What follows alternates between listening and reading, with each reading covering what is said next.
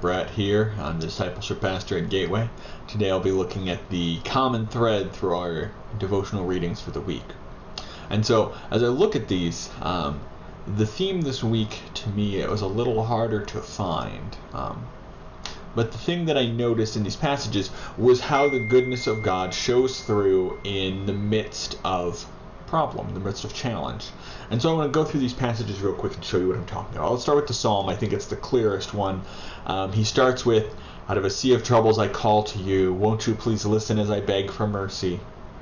But then it moves on to this idea of trust. And at the very end it says, "Israel, the Lord will save you from all your sins." And so in the midst of his sorrow, in the midst of his problems, whatever those may be, this psalmist recognizes that God is still good. That he is loving and compassionate and coming to save, and so that there is goodness in the midst of trouble. Paul sees the same thing in 2 Corinthians. This was our New Testament reading, the book of 2 Corinthians.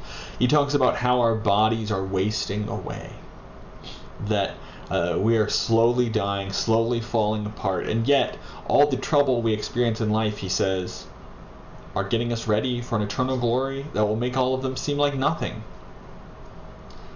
The things that we see now are going to go away no matter what, but there are things prepared for us that are eternal that we just can't see yet. And so the goodness of God in the midst of loss, falling apart, of pain, of suffering. So I want to tie this in now to our other reading. So the gospel reading from the book of Mark.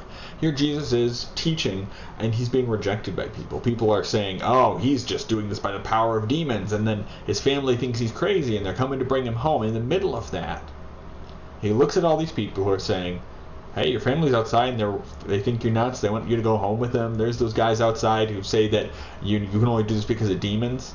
And he says, you know what? Anyone who does the will of my Father in heaven, anyone who obeys God, they're my brother and sister.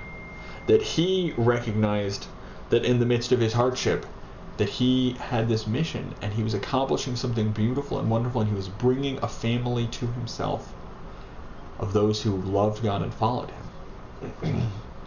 And then we look at Genesis, the first sin, sort of the perfect essence of suffering and hardship. And God lays this curse even in these verses. Because of what you've done, you will be the only animal to suffer this curse. As long as you live, you will crawl on your stomach and eat dirt.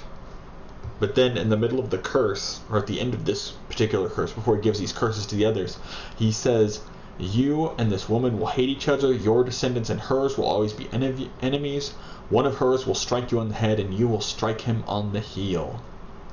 And this verse we understand to be the sort of first hint of the gospel, that there is a plan laid out for the enemy of God's people, for the progenitor of sin and suffering and pain, to ultimately be defeated by someone born of humanity. And this is, of course, pointing to the incarnation of Jesus. And so in the midst of hardship, we see yet again the goodness of God shows through.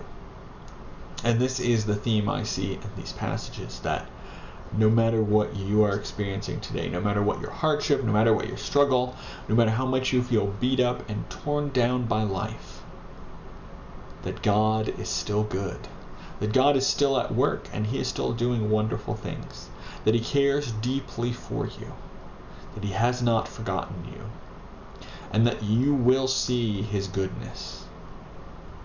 And so that is my encouragement to you as you come into this weekend. No matter what you've experienced, I'm praying that you will see the goodness of God. Have a blessed weekend.